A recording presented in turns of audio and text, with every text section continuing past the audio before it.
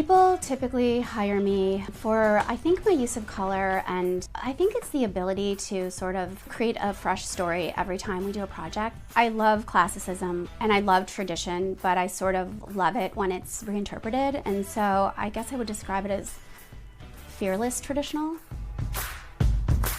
My name is Liz Cann, and this is my home in Chestnut Hill, Massachusetts.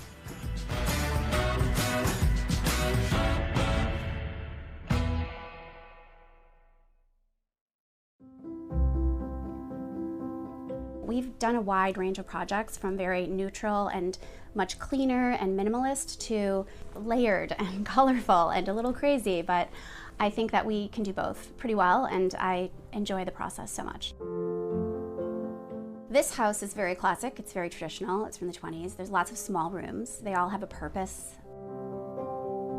I wanted you to walk in and notice that we sort of reversed everything. We put black walls above the wainscoting. I think it helps people let their guard down, and I think that's the goal. You want everyone to feel comfortable, and I think when they see something funny, they're kind of like, oh, just a little giggle. The kitchen was very tiny originally, and I was trying to create a kitchen that didn't look like a kitchen. One of the main things I wanted to accomplish was to make it feel like a warm kitchen that also felt appropriate to this home. So we opened up the back of the house and added on a 3-foot by 15-foot addition, and it's all glass. And that helped give the illusion of more space. It also gave a lot more light to the space. One of the choices I made was to have an island that was not an island you sit at. We decided to put all of our glassware, my china, all of my serving dishes, all on this side of the island. On the other side of the island, we have all our everyday ware. So everyday dishes, bowls, we have containers that we store things in, and then everything that relates to sort of cooking is on the cooking wall, including all of our utensils. So it's actually very streamlined. I did need to get rid of a lot of things, so I decided instead of having, 3 different everyday types of dishes, we went down to 1, and I brought all my china up, and we actually use it on a regular basis. The dining room, I love this room. We probably shrunk it by 30% during the renovation, and weirdly, kind of a big win. We just didn't use the dining room when it was a formal dining room, so I wanted this room to actually be really comfortable for anytime. You can eat breakfast, lunch, dinner, you can have a formal dinner party there, you can have a casual dinner party there, you can have a cup of coffee, you can use it as a workstation. It's actually this fun room that can become pretty much anything you want. The sofa that we're using as a banquette in there was my mother-in-law's. It was a Chippendale sofa that we had recovered in this really kind of pre-antiqued velvet, which is durable and it shows nothing, and it's only going to get better with time. We reused our old dining room chairs, we just recovered them, and we bought a beautiful table. The priorities in that room were to make it comfortable and inviting and able to do a lot of things.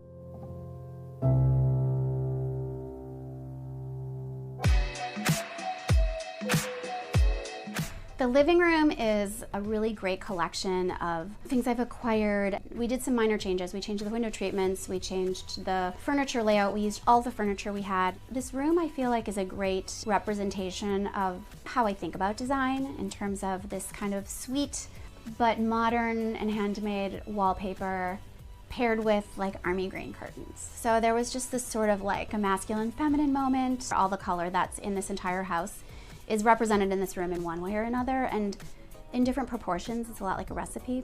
But this room is comfortable, it seats a lot of people, and it's curious. Sometimes clients inherit furniture that they don't know what to do with. We've used the secretary that we inherited was to turn it into a bar. It's very useful, it stores a lot of things, and it's a fun way to repurpose something that has meaning. It's actually a big workhorse for the space. And it's kind of like a mini butler's pantry. And there's all these little drawers for your stationery. We filled them with, maraschino cherries, there's cocktail napkins, there's multiple ice tongs, all those types of things are all stored away in these drawers. And we'll organize this so that this is very functional, and the marble protects the surface of the chest. The sunroom is our family room. It kind of serves a lot of purposes. You can read, you can watch television. It's really for kind of anything and anybody. It's the room where we sit and hang out together, we watch TV, we have friends over, we have drinks. This room is broken up with a lot of windows. As you can see, there's not a lot of wall space. So one of the first decisions I made was to really paint everything one color. So it's this high gloss paint from the crown to the floor. And that helped unify all of the edges and keep it clean. This is a rug from Morocco. These are some, honestly inexpensive tables I acquired years ago and I still love them. I layered a lot of patterns together and hung one of my favorite pieces of art over the window, because I don't actually have a wall, so the window was it. This desk was my husband's grandfather's desk, and it's where I house a lot of my design books where we use for inspiration and research.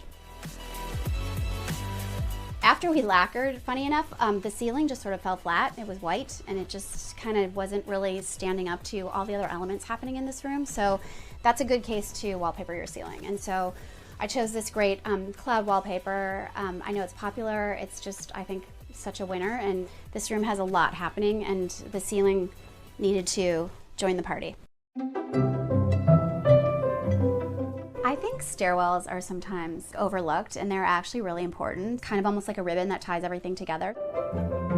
A stairwell, from the rug runner to how you treat, I don't know, your banisters to the walls, I think is really important. And there's a nice way to, I guess, connect the dots. I strategically wanted to make this a gallery space, so we have, white wainscoting, and then we did the black walls and hung all the art on the walls. I had this runner made by Merida. It's an undyed natural wool, which is so durable and beautiful, and it's gray. So it's just this gray undyed natural wool, and then we did this orchid border that's woven into the rug. It goes from the first floor all the way to the third floor. The continuity of all of that, I think, helps tie everything together. My oldest son, Henry's room, is on the top floor, and so it has a lot of ceiling lines, and the ceilings are really low. The room's been painted before, and it never really looked great. We chose to wallpaper the entire room, and this is a nice trick. I think when you have a lot of, again, visual disruption with the architecture, you can actually, or lack of architecture, you can actually cover the whole room and envelop it in one pattern. So we did this big buffalo check. We actually took a fabric, had it paper backed, and then applied to the wall. And it's not upholstered, it's papered, but it's sort of this nice way to add some texture. This may be one of the world's smallest bathrooms ever, but we have a limited amount of space, and so when I was designing this, we've decided that we needed to use every square inch. I did choose a floating, smaller vanity. It was more beautiful, so that was kind of the other tip, is to choose really beautiful materials. I chose to do 2 medicine cabinets. It's more mirror, it's more space. My husband and I each have our own. This is my family home, so my goal was to experiment a bit. I wanted to include all of the things that I sort of loved and have collected over the years on my travels. I wanted this house to feel appropriate to what it is architecturally, but I also thought it should be interesting and inspiring and have a little humor. The goal was to really create a home that was warm and inviting. I wanted people to come in and just feel comfortable and welcome and curious. I want people to explore things and ask questions, and I think it's a conversation starter.